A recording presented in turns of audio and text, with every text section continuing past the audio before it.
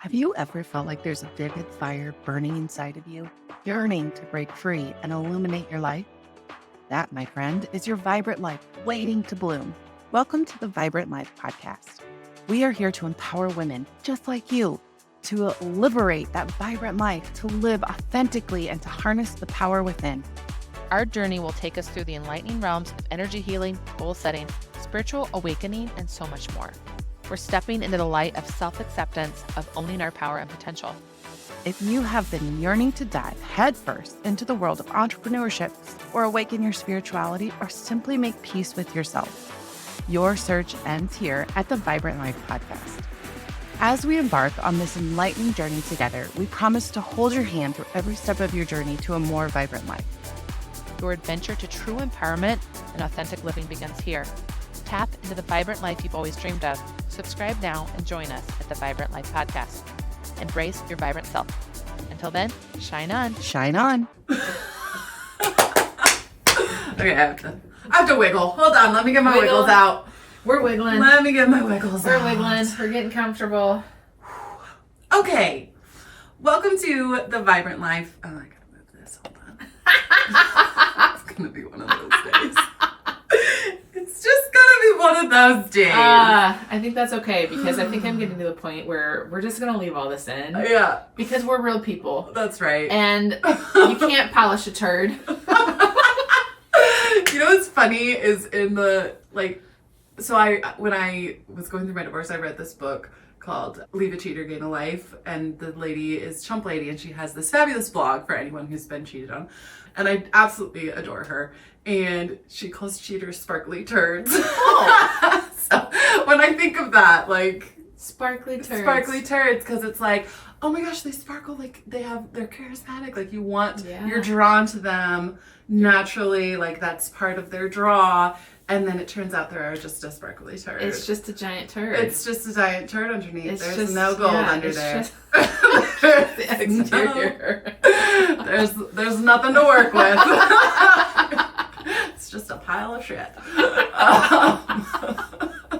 Well, welcome to the Vibrant Life Podcast. I'm Audrey. I'm Cassie. And today we've been doing the podcast for a while, and I think we're wanting to get rid of a little of the structure. We still want to give you guys great content on how to make your life more vibrant. We also want to have more fun while we're doing it, and we don't want to feel scared while we're presenting it. Yes. So today we're again just kind of following the directions that we're feeling guided as we do this. Right. And today we want to talk about energy. So lots of different ways to talk about energy. I want to talk about our bodies as energy beings. I want to talk about our chakras, and then we want to talk about how tapping into your energies can kind of help you get through the seasons of life, so to make it feel a little bit more applicable. Yes. So what kind of brought this up is my daughter is in a year-round school, and she starts school next week, end of July, so that's crazy. But it got me thinking, I love to probably analyze more, but it really does start in the feelings. So I was just starting to think about okay, how do I want this school year to feel?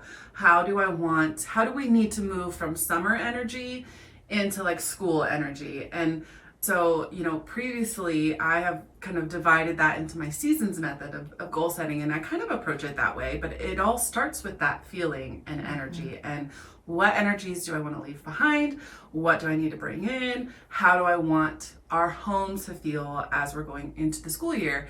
And I think it's a really natural kind of evaluation point. Yeah. And I know not everyone's there yet, but we are for school year. Yeah. Well, and we're just going to lead by example, right? And so I was talking to Audrey about that, and we're like, let's just talk about that, because everyone who's a mom goes through school year at a certain point, and you're going to for several years. So it's a great time to kind of think about what you want to implement and shift, and leave behind some of the bad habits that we've picked up in summer. Yes, summer bad habits, but also things that maybe didn't go so well with the last school year. Right. Maybe there's some things that you need to change there as well. Right. Yes, exactly. Yeah. Guilty. We were late a lot. Here's the thing. My child does not have a get up and go button. Yeah. And so one of the things that I've been thinking about is we really need to reprioritize sleep.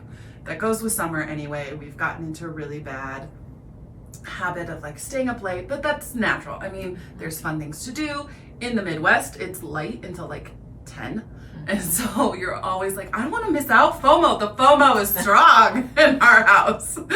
And so we don't want to miss out. We're doing fun things. And that's what summer was for. I decided that was kind of the energy we wanted to have around it. We wanted to do pool parties. We wanted to have friends around. We wanted to just do the things with her short 5-week summer. Yeah. But now it's time to kind of move into, I think, a quieter energy is how I would describe it, or more industrious. Yeah. We're moving into like a more intentional, if summer's like your free for all, we're moving into more structured, which is kind of natural with school anyway. Yeah, absolutely. More structure and more productivity. Yes. It's kind of a businessy type mindset. Mm-hmm. Yeah, I agree. And I feel like fall is kind of a busy time for most people. I mean, even this morning I sent out the like, hey fam, we need to start planning the holidays because there's 6 of us, like 6 schedules, people are married, like, I mean, there's 5 kids and then my mom. So that's 6 different families that have to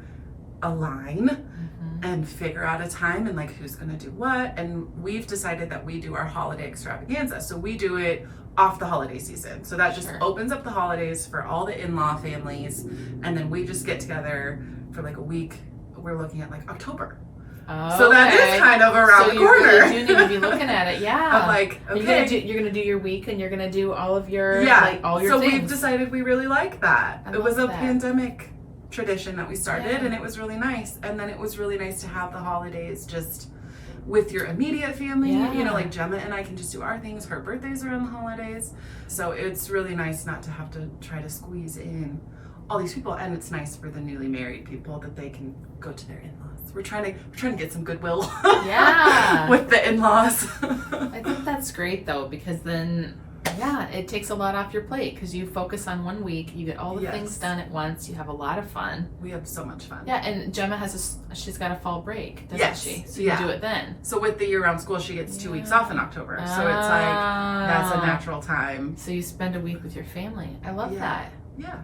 Yeah, that's great. So anyway, that's not really related to energy, but we're just chatting here. Well, yeah, but it's the energy of like a season is changing. Right.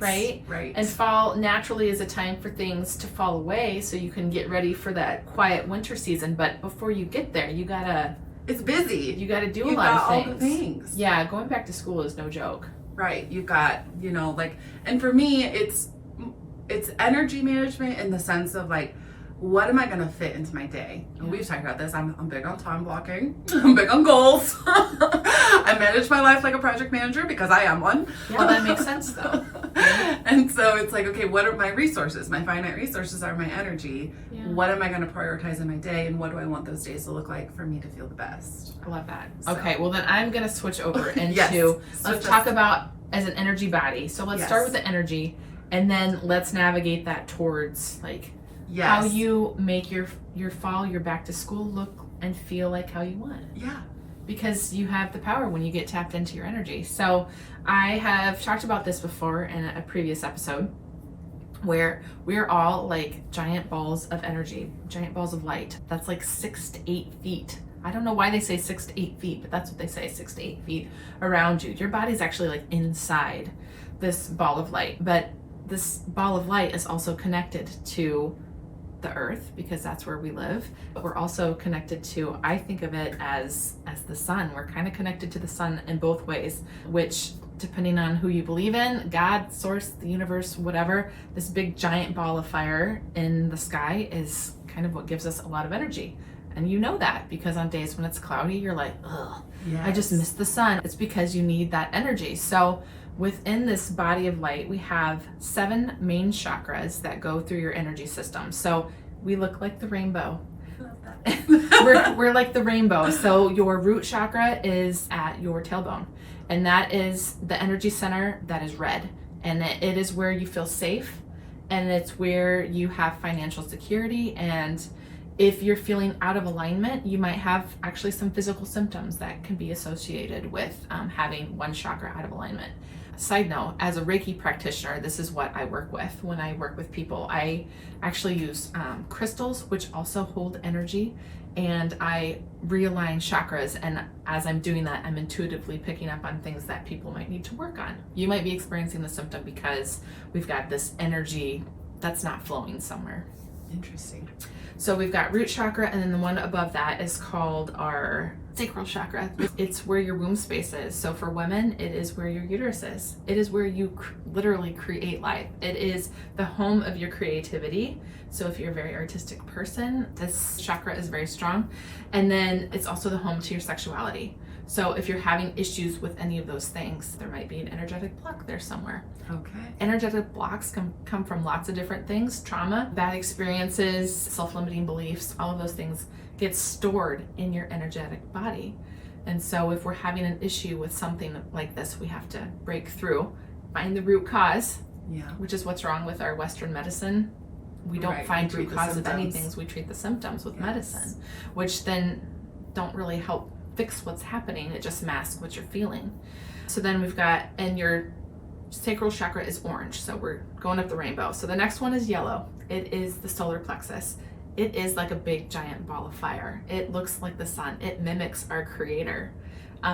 So it's golden, and this is the home to where you are. It is the seat of your intuition. It's what kind of taps you into your higher self, but it's who you came to be in this world. So I'm Audrey. I am funny. I am artistic. I am weird and woo-woo. Like, it's all those things that you bring to the world. And then above that is your heart chakra. It is green, and it is where you give love and where you receive love. So a lot of people have trauma and blockages there because they don't feel like they're worthy of love, or they have a hard time loving unconditionally because they've been hurt in the past. And so sometimes there's some big blocks there from that. Question. Do you know why it's green? Why is the heart chakra green? Yeah. Well, going up the rainbow, that's kind of the color that lands next. However, the heart chakra is also associated with the color pink. Okay. I was gonna say, it's like love is red and pink, but I would just have thought that it's like green. Green is growth normally, and in color theory, and it's like you need to give and receive love to have any growth in your life. Oh. I don't know if that's real, but that's just my take on it. I mean, that's interesting though. I love that you threw that out there. Somehow pink gets in there too, so it kind of depends. Yeah, so I almost I kind of like the green. Yeah, it is green. Your heart center is green. I don't know where the pink comes in, but every once in a while I'll envision like a watermelon type color happening. The chakras in my mind, they spin, and it's vibration. So in my vibration, it spins around, which we could also get into sound healing, because anything that's a vibration, if you use vibration to correct vibration and you resonate on the same frequency. Anyways, I could go more into that. We can talk about that next time. Next week, I'm going on a trip with some friends, and we're going to a sound healing meditation at a spa. So I'll report back. Fill us in on that, and we can talk about sound healing. I love that. Okay, so I'm gonna keep going with chakras. The next one is the blue throat chakra. This is where you speak your truth. So for me, I had a really hard time speaking my truth and feeling like I needed to fit into a crowd, so I would never share what I was really thinking. I had thyroid disease, which is associated, like it's all right there. Well, guess what? I don't take thyroid pills anymore because I've been doing all the energetic work to clear that space and to be able to speak my truth. If we would have talked about doing a podcast, like even a year ago, I wouldn't have been able to do it. But I've been doing that energetic work to clear the space to be able to speak my truth and to be able to share this stuff. Yes. And speak from my heart, because I've been working on that too. The next one is your third eye chakra. Third eye chakra. I'm sure lots of people have heard about that, or you've seen the drawings where there's like a third eye. It's your pineal gland. There actually is a place in the brain where they're like, we don't know what that's for. Well, guess what? It's to tap you in to the other side, to tap into different vibrations. So if you talk about people that have spiritual gifts, we call them the clairs. Like, you can either hear things, or you can see things, or you can feel things, or there's that sense of knowing. The third eye, like people who get visions, comes through here, and that color is like an indigo violet kind of color, like a dark purpley blue. And it connects you to the other side. And then the last one is your crown chakra on the top. And it is violet or gold. And it connects you to your creator, to your higher self. So we've got this rainbow of colors. And when we do Reiki, I focus on all those energy centers and getting those cleared. So for me, if I'm getting ready, you're talking about school. Mm-hmm. If I'm thinking about getting ready for school, I want my little kids to feel really good energetically. Yeah. So what are things that we can do for our kids? Making sure they get enough sleep, making sure they get enough water. I do put on music for my kids. So whether it be like sound healing noises or just music to get up and dance. Oh, nice. Anything that you're doing in your energetic body to clear out energy, dancing's a really great form of clearing your energy space. Yes, I do like that. So in the morning, you're talking about Gemma doesn't want to get up very easily. So then if you were to turn on the music first thing in the morning, do you ever do that? I do. She doesn't dance. She doesn't dance. Okay. She might now. She's kind of open. She's much more expressive now than she was. Yeah. When she was younger. So we might now. Something to try. It is something. It's something to experiment with. I do like that. But I am that way. Like, especially if I need to get motivated to do something, I will turn on music. Especially cleaning. Everyone loves a good cleaning playlist. Yeah, kind absolutely. of that okay, I'm just gonna bop to this. I'm cleaning out the resistance. Yes. And moving around. Did you know that cleaning your space is also a form of energetic cleaning? I did. Because I feel very here's the conundrum, the catch-22 with ADD people. It's very hard for us to keep our space clean, but it feels very heavy when it's dirty. Yeah. And so I'm like a little tiny mess maker, and then I look around and I'm like, oh my God. And I can't focus on anything, but yet it gets messy so quickly. Yeah.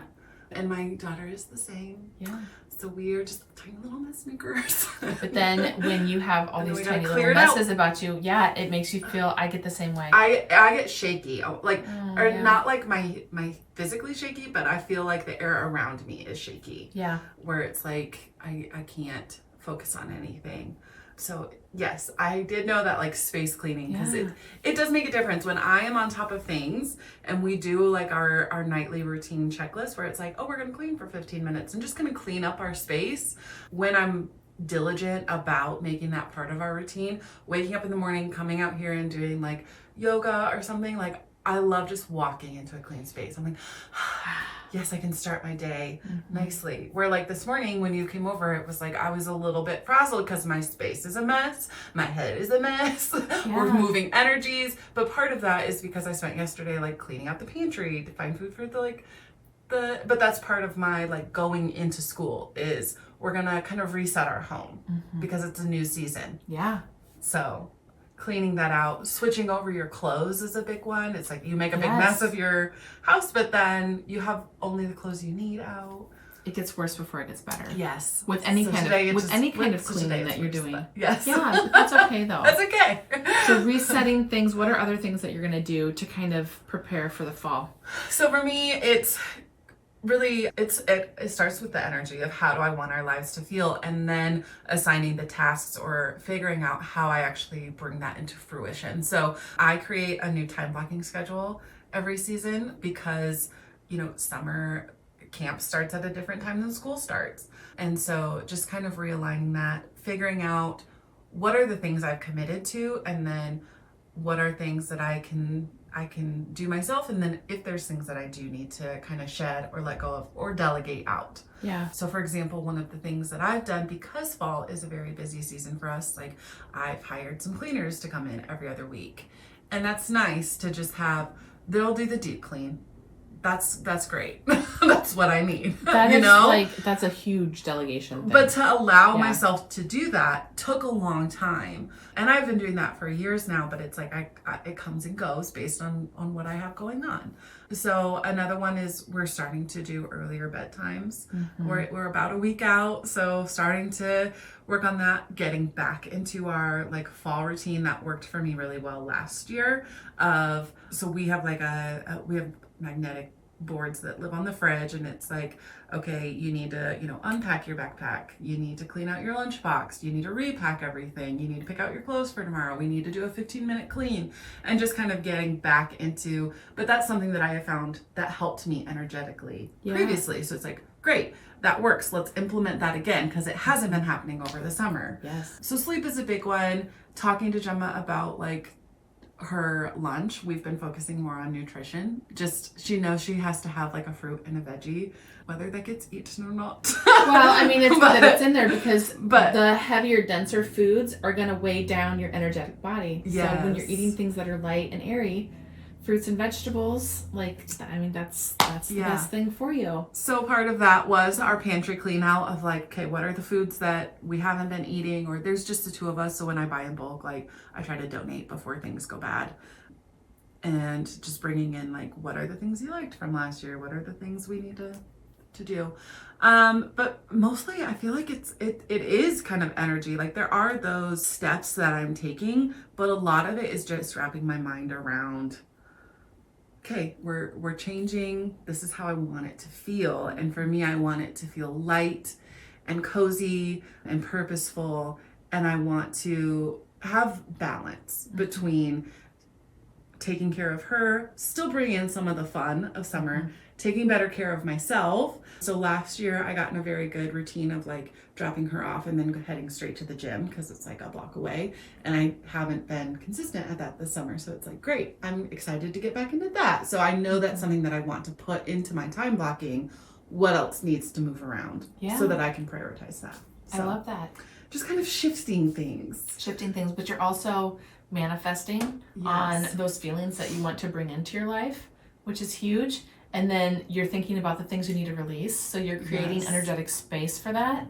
Those are all super important. Yeah. And so as I've been like thinking about this in the last week or so, I've had this huge urge to declutter. Yeah. So that is letting go. And I think it's a good time to do that, because I mean, we could get into the overconsumption and everything, but our spaces do play so much into our energy. And so just releasing things and letting in this new season, it's a natural time to do transition for me. Yeah. I think. Also with that, I mean, by the time this podcast airs, we'll be past the full moon, but there's a full moon coming up on Sunday. Okay. And so for me, that's a time when I want to energetically release some things. I've already kind of been thinking about things I've been holding on to.